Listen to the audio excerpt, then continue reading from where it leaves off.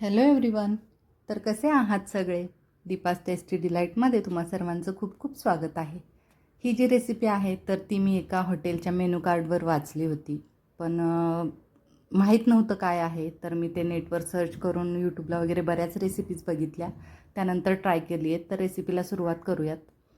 सगळ्यात आधी तर हे कुळिथाचं पीठ आहे, आम्ही त्याला हुलग्याचं पीठ म्हणतो. तर हे मी 3 चमचे हुलग्याचं पीठ घेतलं आहे. हुलग्याचं माडगं मी बऱ्याचदा केलं आहे, पण हुलग्याचं हे असं पिठी म्हणजे पिठी भात ही एक रेसिपी मी मेनू कार्डवर पाहिली होती हॉटेलच्या.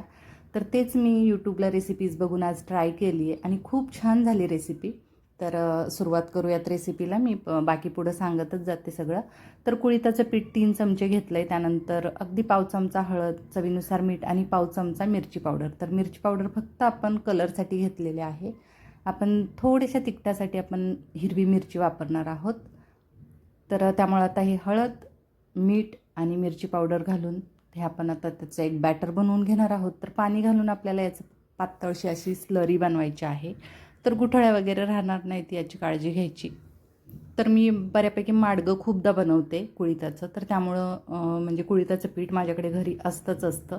तर आज बोललं चला आहे पीठ पण आणि ते रेसिपी पण पाहिली तर बोललं ट्राय करूयात. तर आता गॅसवर एक कढई गरम करत ठेवली. त्यामध्ये 2 चमचे तेल गरम केलं आहे. त्यामध्ये पाव चमचा जिरं आणि पाव चमचा मोहरी घातलं आहे.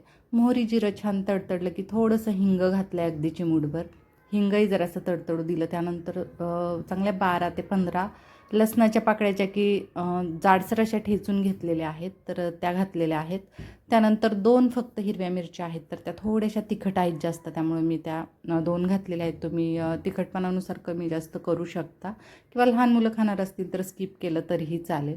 त्यानंतर अगदी अगदी थोडासा म्हणजे एकदम छोट्या साईजचा कांदा, तोही अर्धाच मी चिरून टाकलेला आहे, बस टेस्टसाठी चिरलेला कांदा घातलेला आहे. त्यानंतर थोडीशी कोथिंबीर घातलेली आहे आणि आता हे सगळं आपण गोल्डन ब्राऊन होईपर्यंत परतवून घेणार आहोत, की ही फोडणी जेवढी छान आपली होईल ना तेवढं आपल्या या रेसिपीला टेस्ट येत असते. तर आता सगळं छान परतवून झालं आहे. त्यानंतर घालूयात हे केलेलं पीठ तयार केलेलं. तर त्यामध्ये पाणी घातलं होतं अर्धा ग्लास, बाकी अर्धा ग्लास मी घातले आणि परत अजून अर्धा ग्लास, म्हणजे पीठ भिजवताना अर्धा ग्लास आणि नंतर 1 ग्लास, असं 1.5 ग्लास मी टोटली पाणी घातलेलं आहे. आणि हे आता मिश्रण आपल्याला शिजवून घ्यायचे, तर उकळवून घ्यायचे चांगलं, जसं आपण बेसन वगैरे म्हणजे पिठलं जसं बनवतो ना त्या टाईपमध्ये आपल्याला हे उकळवून घ्यायचं आहे, थोडंसं आटवून. आणि त्यात एक अगदी तुकडा कोकमचा घातलेला आहे, तोही ऑप्शनल आहे, तुम्हाला आवडत असेल घाला, नाही घातलं स्किप केलं तरीही चालेल. आणि आता त्याला उकळी येऊ द्यायची. तर मधून अधून आपण ढवळून घेणार आहोत. बाकी काही चिकटत वगैरे तर नाही कढईला, पण तरीही मधून अधून हलवत राहायचं. आणि आता त्याला चांगली उकळी यायला लागली. त्यानंतर अगदी 1 चमचाभर मी खोबरं घातलेलं आहे, ओलं खोबरं. तर माझ्याकडे होतं, तुम्ही सुकं खोबरं वगैरे घातलं थोडंसं तरी चालेल. तर अगदी बारीक खिसले आणि ते घातलेलं आहे. ही तशी कोकणी रेसिपी आहे, त्यामुळं बऱ्याचशा कोकणी रेसिपीजमध्ये खोबरं आणि कोकमचा वापर केला जातो आणि मी यूट्यूबलाही बऱ्याचशा रेसिपीजमध्ये पाहिलं तर असं घातलेलं होतं. तर बोललं चला टेस्ट तर बघूयात आपण कशी होते. तर बघू शकता आता त्याला चांगला घट्टपणा यायला लागला आहे आणि खरंच तुम्हाला सांगते, म्हणजे मी तर पहिल्यांदा बनवली, पण आमच्यात सगळ्यांना याची टेस्ट खूप आवडली.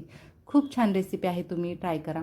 तर आता भातासोबत ही भाजी बनवलेली आहे. तर आता तोंडी लावण्यासाठी म्हणून मी थोडेसे पापड तळले. तर हे हार्ट शेपचे मी मार्केटमधून आणलेले पापड आहेत ॲक्च्युली, पण तांदळाचे पापड आहेत आणि खूप छान म्हणजे तोंडात टाकतात विरघळतात असे पापड आहेत. तर बोललं चला आज या म्हणजे रेसिपीसोबत सर्व करावेत हे पापड, म्हणून मी थोडेसे ते पापड तळलेत. आणि त्यानंतर मी दुसरी एक रेसिपी बनवली होती, जी की ओव्याची पानं असतात ना, तर त्याची भजी बनवली होती. तर आमच्या इथेच कुंडीमध्ये खूप छान ओव्याची पानं आलेली होती, म्हणून मग बोललेलं तर थोडंसं पावसाचं वातावरणही होतं, तर भजी बनवावी.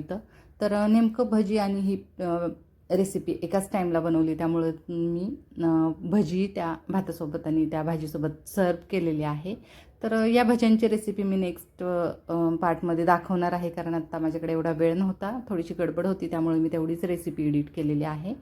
तर अशा प्रकारे मी ही रेसिपी बनवली. तर आपण आता प्लेटिंग करूयात. तर गरमागरम हा इंद्रायणी तांदळाचा भात आहे आणि त्याच्यावर ही जी आपण कुळिथाची भाजी बनवली, म्हणजे त्याला पिठी बोलतात, म्हणजे मी त्या रेसिपीचं नाव सर्च केलं तर पिठी भात असं या रेसिपीचं नाव आहे. तर आपण भातासोबत ते सर्व केलेलं आहे आणि त्याच्यासोबत मी बरंचसं पाहिलं, म्हणजे काप बनवतात, म्हणजे केळ्याचे काप किंवा बटाट्याचे काप, किंवा वांग्याचे काप, पण मी त्यासोबत आता ही भजी सर्व केलेत आणि थोडेसे पापड. तर त्या भज्यांसोबतच मी थोडीशी हिरवी मिरची पिठामध्ये बुडवून म्हणजे तळली होती, तर ते सगळं सर्व केलेलं आहे. तर अशी साधी सिंपल आजची डिश आहे, पण खायला खूप छान, म्हणजे लहान मुलांपासून अगदी वयस्क कोणी आजारी असेल वगैरे तर तोंडाची चव वाढवण्यासाठी म्हणून खूप छान रेसिपी आहे. तर एकदा अशा प्रकारे पिठी भात नक्की ट्राय करा आणि आज मी बनवलेली ही पिठी भात याची रेसिपी कशी वाटली ते मला नक्की सांगा. तसेच आपल्या चॅनलला कनेक्टेड राहा. चॅनलवरच्या रेसिपीज जर तुम्हाला आवडत असतील लाईक, शेअर आणि सबस्क्राईब नक्की करा. थँक्यू.